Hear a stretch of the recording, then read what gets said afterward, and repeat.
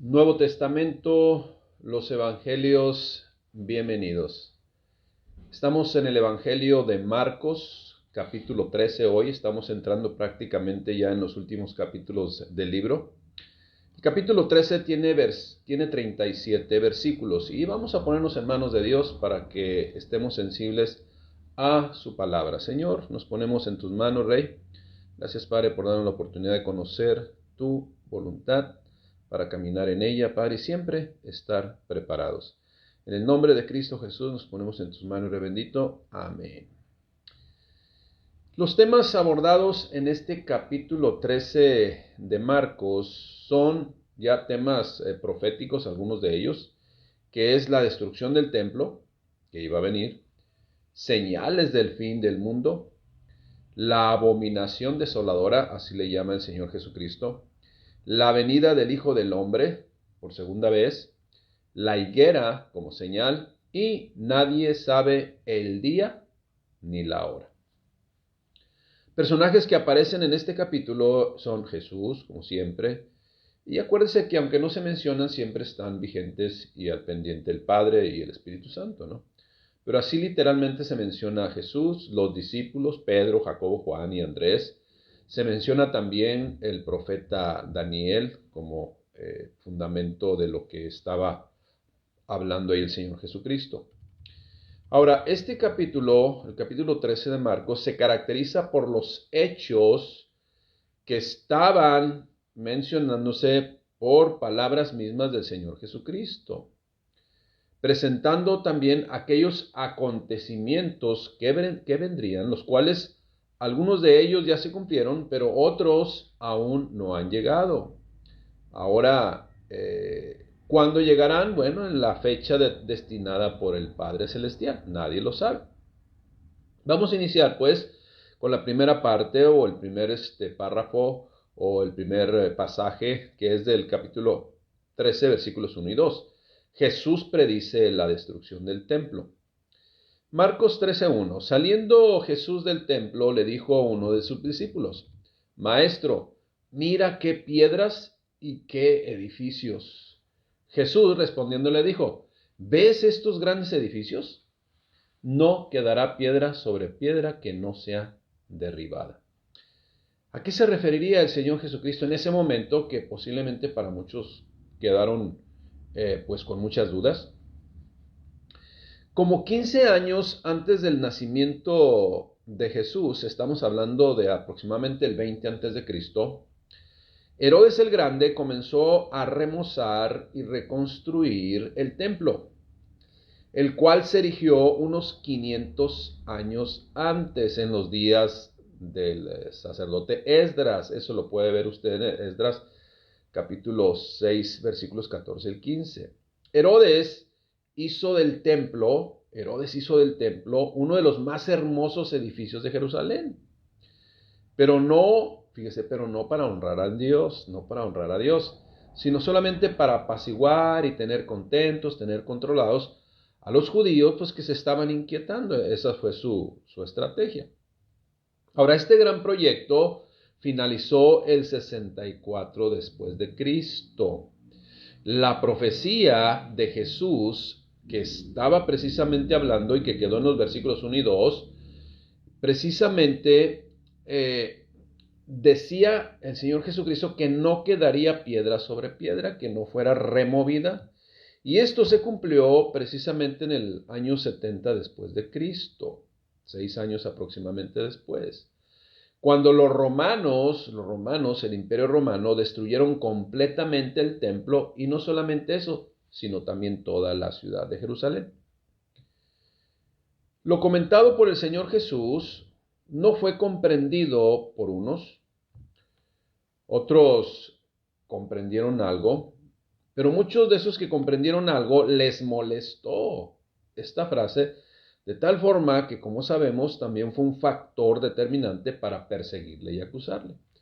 Pero es una realidad única y exclusivamente estaba hablando lo que había de venir, lo que ya estaba dispuesto que tenía que venir. Bueno. El siguiente pasaje son los versículos del 3 al 13 y que son señales del fin del mundo. proféticamente el propio Señor Jesucristo está mencionando las cosas que estaban por venir en un futuro. Dice Marcos 13:3. Y se sentó en el monte de los olivos frente al templo. Se dice que era un panorama así de todo lo que es una parte alta de Jerusalén. De esa parte alta se veía Jerusalén. Y Pedro, Jacobo y Juan y Andrés le preguntaron aparte, porque pues son temas muy, vamos a llamarle, muy riesgosos, ¿no? de hablar. Le preguntaron aparte, dinos, ¿cuándo serán estas cosas? ¿Qué cosas? Pues que iba a ser la destrucción del templo, en donde se menciona el Señor Jesucristo así literalmente, no quedará piedra sobre piedra. Dice, ¿cuándo serán estas cosas y qué señal habrá cuando todas estas cosas hayan de cumplirse? Jesús respondiéndoles comenzó a decir, miren que nadie les engañe, porque vendrán muchos en mi nombre diciendo yo soy el Cristo, ¿sí? Y engañarán a muchos. Ahora esto ha ocurrido de ahí en adelante, ¿no? De ahí en adelante muchos empezaron a ser falsos profetas y empezaron a utilizar como una oportunidad para ganar adeptos, pues el profetizar, así como lo hizo el Señor Jesucristo.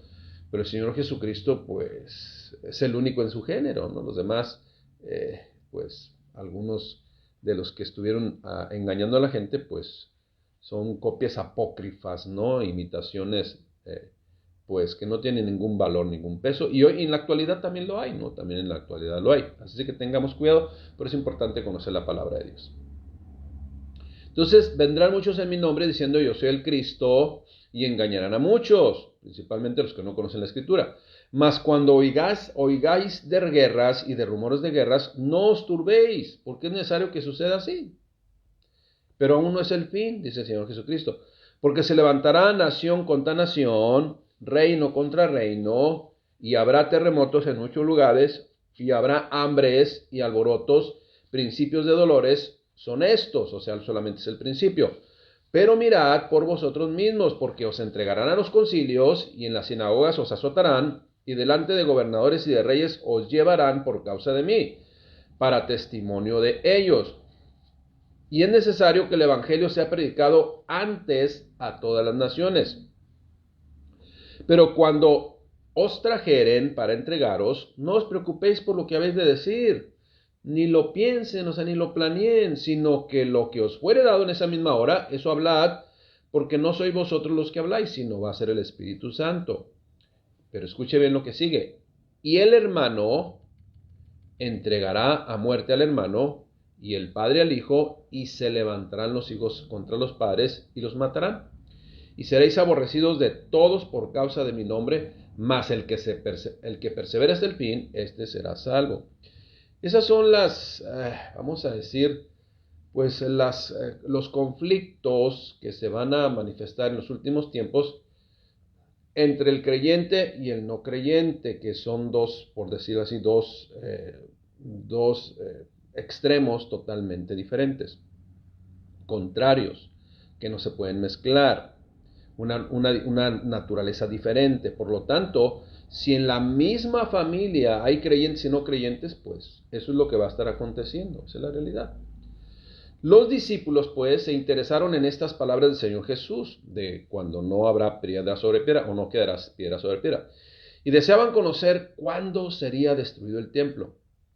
Jesús, pues, les mostró un cuadro profético de ese tiempo, incluyendo los acontecimientos que serán, ahora sí que, cronológicamente.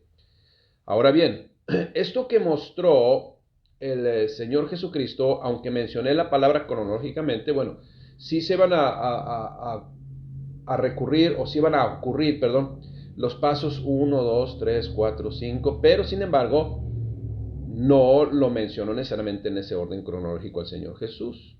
¿Okay?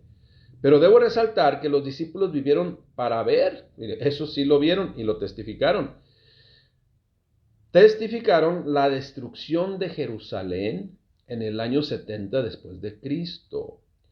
Y esto que vieron y que se hizo realidad, les dio la seguridad que todo lo demás que Jesús predijo, pues se cumpliría también. muy importante que usted y yo debemos considerar que Jesús les advirtió a ellos acerca del futuro. Escuche bien lo que voy a decir. Jesús les advirtió a los discípulos y también a cualquiera que lee su palabra acerca del futuro para que aprendieran a vivir en el presente. Y esto también tiene aplicación hoy en día. Para eso es Dios, a través de su palabra, a través de Jesucristo, a través de su Espíritu Santo, nos revela muchas cosas o nos da entendimiento de muchas cosas.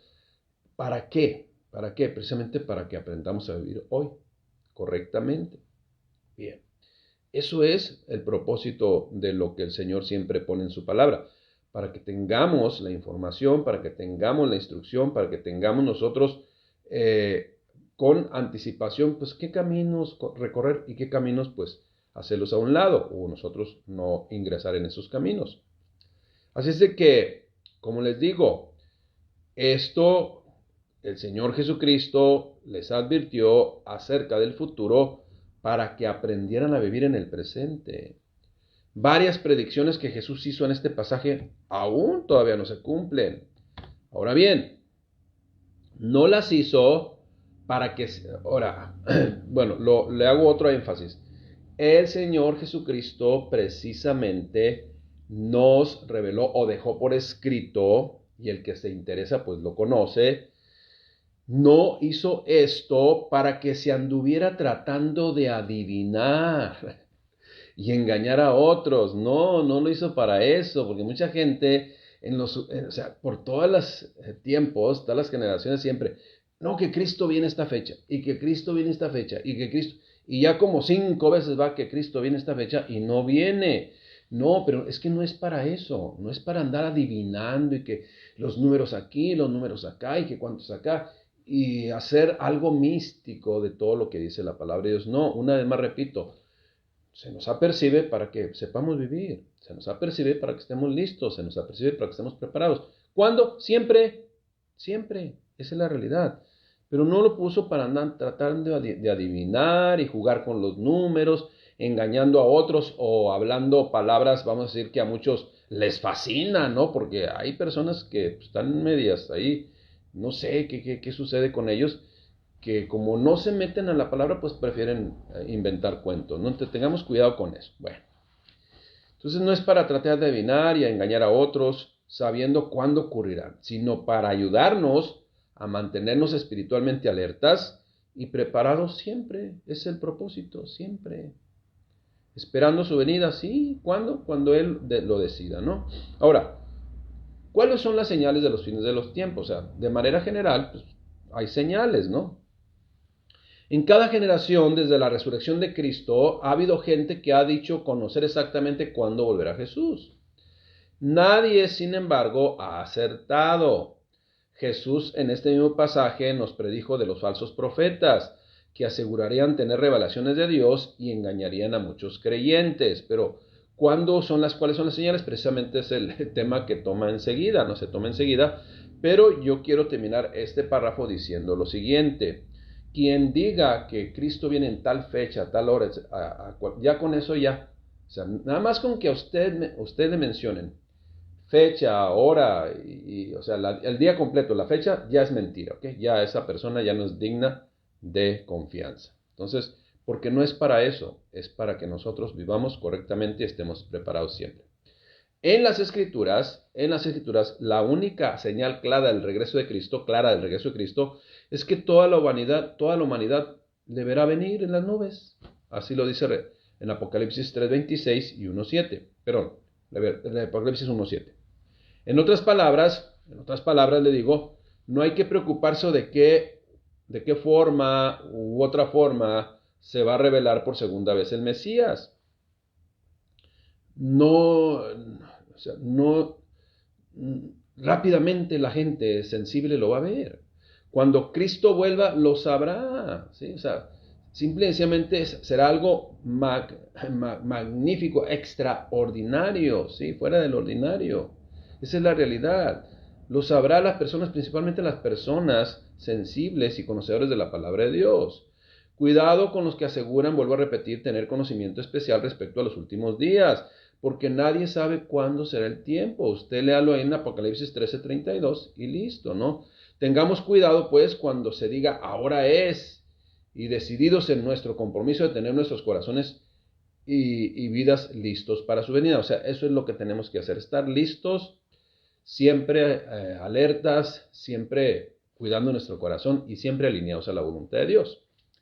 Cristo volverá según el calendario de Dios, según, sí, vamos a decir, el kairos de Dios y no el de los hombres, el cronos de los hombres, ¿sí? Es diferente, ¿no? Cuando dice que 1000 años es como un día o un día es como 1000 años para el Señor, no quiere decir que usted va a decir, dice que 1000 años es como un día y un día es como 1000 años, entonces cuando habla un día son 1000 años. No, lo que está diciendo es que el cronos del hombre es diferente al kairos de Dios, nada más. Esa es la realidad, pero no es para sacar proporciones ni hacer proyecciones de números y nada de eso. No, solamente es para decir, o sea, el pensamiento de Dios es diferente al de nosotros. Los planes de Dios son diferentes a los de nosotros. Los tiempos de Dios son diferentes a los de nosotros. Es lo que está diciendo nada más. No le busquemos más otra cosa. ¿A qué se refiere como la abominación desoladora? Porque así lo menciona el Señor Jesucristo en Marcos 13:14. Pero cuando veas la abominación desoladora de que habló el profeta Daniel, puesta donde debe de estar, dice el que le entienda, entonces, o sea, cuando ya se den cuenta de la realidad, entonces los que estén en Judea huyan a los montes. Son 3 frases que es bien importante que le voy a comentar. Entonces los que estén en Judea huyan a los montes. El que esté en la azotea no descienda a la casa, ni entre para tomar algo de su casa. Y el que esté en el campo no vuelva atrás para tomar su capa. Mas hay de las que estén encintas y de las que críen en aquellos días. O sea, ¿qué es lo que estas frases, que son 4, qué es lo que significan en esos tiempos que se dijeron? Bueno, todas estas frases aluden a urgencia, a darse prisa y también alejarse de todo lo que acontecerá y no ser parte de ello, ¿sí? O sea, en este caso de la maldad, del desorden, de la violencia, de todo lo que va a haber, ¿sí? El versículo 18 dice, orad pues que vuestra huida no sea en invierno, porque aquellos días serán de tribulación, cual no ha habido desde el principio de la creación que Dios creó hasta este tiempo, ni la habrá. Y si el Señor no hubiese acortado esos días, aquellos días, nadie sería salvo. Mas por causa de los escogidos de Dios, que Él escogió, acortó aquellos días. Entonces, si alguno les dijere, y aquí vuelvo una vez más, acuérdense que estoy leyendo palabras de nuestro Señor Jesucristo, que quedaron escritas. Si alguno les dijere, mirad, aquí está el Cristo, o mirad, allá está, no le creáis. Porque acuérdense que no va a estar acá, ni allá, va a venir de arriba. ¿Okay? Entonces, si algunos dijeron, mirad, aquí está el Cristo, mirad, está allá, no le creáis. Porque una vez más reitera, se levantarán falsos cristos y falsos profetas, e inclusive harán señales y prodigios, pero para engañar, si fuese posible, aún a los escogidos. Mas vosotros mirad, os lo he dicho todo antes. ¿Qué significan los escogidos? Bueno, acuérdense que muchos son los llamados, pero pocos los escogidos. ¿Quiénes son los escogidos? Pues aquellos que levantan la mano, aquellos que dicen, Señor, heme aquí, envíame a mí. Señor, he aquí tu hijo. Señor, perdona mis pecados y me arrepiento y quiero ser una nueva persona en Cristo Jesús. Gracias por redimirme y entonces encontrar la bendición del Señor Jesucristo. ¿Okay? Esos son los escogidos, los que levantaron la mano y dijeron, Señor, aquí estoy. ¿Sí? Todos son llamados. Muchos hace referencia a todos, son llamados, pero pues no todos escuchan el mensaje o no todos dicen sí. Cuando usted dice, levante la mano, y no todos levantan la mano, bueno, los que levantaron la mano son aquellos que doblegaron su corazón ante Dios. Bueno, ya anticipamos algunos comentarios con respecto a esto, ¿no? A la venida de Cristo. Sin embargo, es también necesario señalar que la abominación desoladora que menciona Jesús es precisamente lo que ocurrió años después. Es la profanación del templo por los enemigos de Dios. Esto sucedió una vez tras otra en la historia de Israel en el 597 antes de Cristo, porque recuerden que citó al profeta Daniel, cuando Nabucodonosor saqueó el templo y llevó cautivos a los de Israel a Babilonia. Usted lo puede encontrar en Segunda de Crónicas, el capítulo 36. También en el año 168 antes de Cristo, cuando Antíoco Epifanes sacrificó un cerdo a Zeus en el altar del Santo Templo. A eso le llama el Señor Jesucristo y le llamó abominación desoladora. Que no termina ahí, sigue. También usted lo puede ver en Daniel 9:27 y también en el 70 después de Cristo, ya después de Cristo, el emperador Tito colocó un ídolo en lugar donde estuvo el templo después de la destrucción de Jerusalén en el año 38 después de Cristo. El emperador también Calígula planeó poner su propia estatua en el templo, pero murió antes de lograrlo. Y este emperador Calígula, usted investigue sobre él, pues era en todos los aspectos, un despiadado y un depravado, ¿no? Entonces, versículos 25 al 27, la venida del Hijo del Hombre. Acuérdense, son palabras de nuestro Señor Jesucristo, yo las estoy leyendo literalmente. Marcos 13:24, pero en aquellos días, después de aquella tribulación, el sol se oscurecerá y la luna no dará su resplandor y las estrellas caerán del cielo y las potencias que están en los cielos serán conmovidas.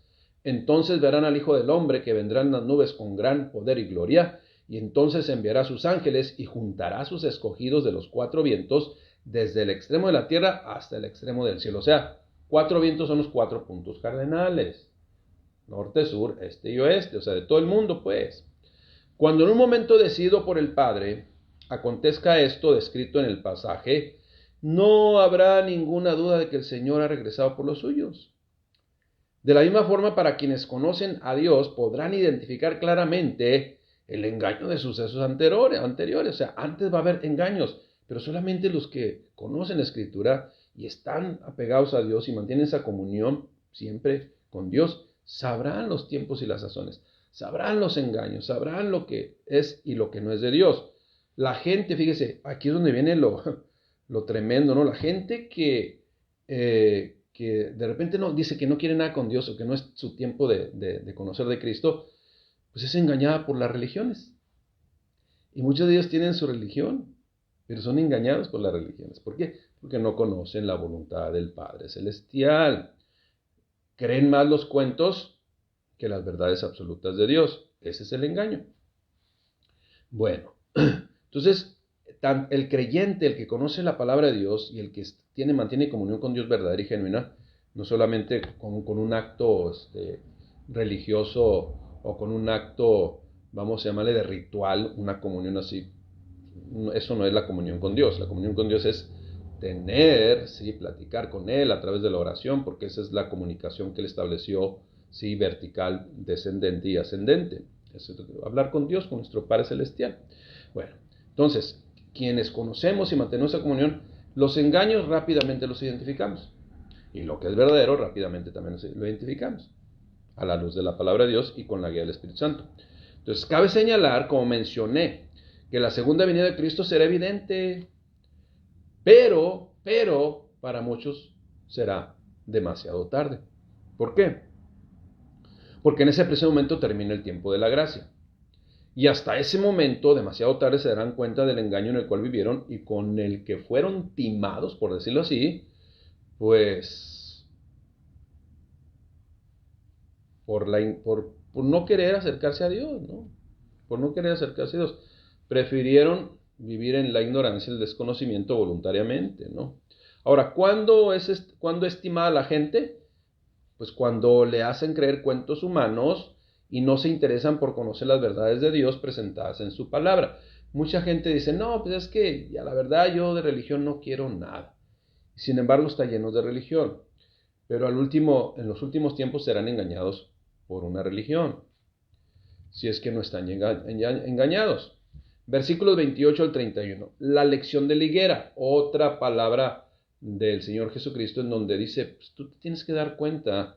Si te das cuenta de cómo funciona algo, pues también te das cuenta cómo son los tiempos y las sazones. para tomar pistas, pues para tomar ciertos y estar atentos a los ciertos acontecimientos que van a suceder y que van a confirmar lo que la palabra de Dios estableció desde cientos de años atrás, ¿no? Miles, 2000 cuando menos. Marcos 13:28. De la higuera, dice el Señor Jesucristo, aprender la parábola. Mira, cuando ya su rama está tierna y brotan las hojas, pues sabéis que el verano está cerca, ¿sí o sí? Pues sí. Bueno, así también vosotros, cuando veáis que suceden estas cosas, conoced que está cerca las puertas. De cierto os digo que no pasará esta generación hasta que todo acontezca. El cielo y la tierra pasarán, pero mis palabras no pasarán. Esto es, todo se va a conmover, menos mi palabra. Mi palabra siempre permanecerá para siempre. Bueno. La higuera, ¿por qué menciona el Señor Jesucristo la higuera? La higuera representa algo bien identificado que nos lleva a conocer qué es lo que está de repente aconteciendo en el mundo. En este caso se refiere a Israel como nación. Los acontecimientos alrededor de esta nación, ¿sí?, serán una señal de que los tiempos se están cumpliendo. Ahora, cuando dice no pasará esta generación, bueno, esta generación hace alusión a esta dispensación. ¿Cuál dispensación? Del tiempo de la gracia, que como le dije, terminará precisamente con el retorno de Cristo por su iglesia. Ahí, y lo van a ver. Bien. Versículos 32 al 37. Y ya son el último pasaje que vemos en este capítulo número 13. Marcos 13:32. Y aquí es donde voy a enfatizar porque es lo que hemos estado mencionando una y otra vez durante el capítulo 13. ¿Por qué? Porque el Señor Jesucristo lo menciona. Una vez más, para los preguntones, dice, pero aquel día y la hora nadie sabe. Ni aun los ángeles que están en el cielo lo saben. Ni el Hijo, para que no me pregunten, sino el Padre. Mirad, velad y orad. Eso es lo que tienen que hacer. Y dio autoridad, porque no sabéis cuándo será el tiempo. Es como el hombre que yéndose lejos dejó su casa y dio autoridad a sus siervos, y cada uno su obra, le dejó su obra, su responsabilidad. Y al portero pues mandó que velase, que estuviera atento siempre. Velad pues, porque no sabéis cuándo vendrá el Señor de la casa, si al anochecer o a la medianoche, o al canto del gallo, o a la mañana, para que cuando venga de repente, no os halle durmiendo. ¿Qué es hallar durmiendo? Pues alejados de él, pues. En donde dices, pues siempre he llevado mi vida bien, consagrada a Dios. Pues, me voy a salir poquito del redil. Cuidado, eso es lo que está diciendo, ¿sí? Que no te halle durmiendo, que no te halle pues, alejado de la voluntad de Dios. Y lo que a vosotros digo, a todos los digo, velad. O sea, y lo que a ustedes les digo, discípulos que están aquí, no solamente a ustedes se lo estoy diciendo, sino se lo estoy diciendo a todos los que escuchan este mensaje. Ahora, cuando Jesús dijo que ni siquiera él conocía el tiempo de fin, precisamente hay dos cosas que estaba confirmando aquí. Número uno, que nadie lo sabe, ni él mismo, como humano, ¿verdad? Como humano, él, como humano que se despojó de su divinidad, pues también se despojó en esa soberanía que él tiene, pues de todo el conocimiento acerca de cosas que no venía a revelar, porque no estaba en su plan revelar. Ahora, por supuesto que Dios el Padre conoce los tiempos, y hoy Jesús también conoce los tiempos, porque el Padre y Jesús son uno. Pero cuando Jesús tomó forma de hombre, voluntariamente desistió del uso limitado de esos, vamos a decir, de esos conocimientos que solamente se quedaron en el cielo, en el Padre Celestial. El énfasis, pues, de este versículo no está en que Jesús perdió la capacidad de conocer los acontecimientos, sino en el hecho de que nadie los conoce, ningún ser humano los conoce. Es un secreto de Dios el Padre. Cristo vendrá cuando esté determinado que viene. Nadie puede predecir por las Escrituras, ni la ciencia, otra vez repito, nadie puede predecir por las Escrituras y por la ciencia el día exacto cuando Cristo volverá. Esa es la realidad. Y le digo algo, escuche bien, la enseñanza de Jesús es que se necesita preparación, estar preparados, estar velando, estar siempre listos y prestos y no andar calculando, ¿okay? Haciendo especulaciones y algunos hasta negocio con ello. Cuidado. Termino con esto. Todo este capítulo 13, iglesia, del Evangelio de Marcos, nos dice pues, está bien, nos apercibe de los hechos futuros que acontecerán, algunos ya acontecieron para el momento que él lo dijo, pero nos dice cómo debemos vivir mientras esperamos la venida de Cristo, apercibiéndonos cuando menos de estos puntos, ¿no? No nos dejemos confundir por declaraciones confusas ni interpretaciones vanas que seguramente ocurrirán una y otra vez. También debemos compartir el Evangelio a otros. Debemos compartir de Cristo a otros. No importando si lo rechazan, tenemos que compartirlo. Esa es nuestra responsabilidad como creyentes. También debemos soportar por fe y no sorprendernos de los acontecimientos que puedan venir, incluyendo críticas y persecuciones. Por lo que le digo, y siempre lo he manifestado, la última persecución, atroz contra la iglesia es una persecución conforme a derecho. Conforme a derecho, o sea, todas las leyes están ahí armando para hacer una persecución conforme a derecho. Debemos estar siempre también alertas y vivir en obediencia a los mandamientos dados por Dios en su palabra. Y escuche bien, y con esto termino. Este capítulo, el capítulo 13, el Señor Jesucristo no lo dejó con el propósito de crear confusiones o promover discusiones o hacer un debate, vamos a llamarle, en donde es una pelea con reglas, ¿no? O sea, contiendas. No dejó para eso, escuche bien, sino lo dejó para estimularnos a vivir de una manera recta para con nuestro Dios. Y estemos velando y preparados siempre. ¿Cuándo? Siempre. Terminamos pues con el capítulo 13, pues mencionándoles que espero que haya sido de grande bendición para cada uno de ustedes. Y acuérdense, no es para andar haciendo especulaciones, es para obedecer siempre, estar preparados. Amén. Que Dios les bendiga.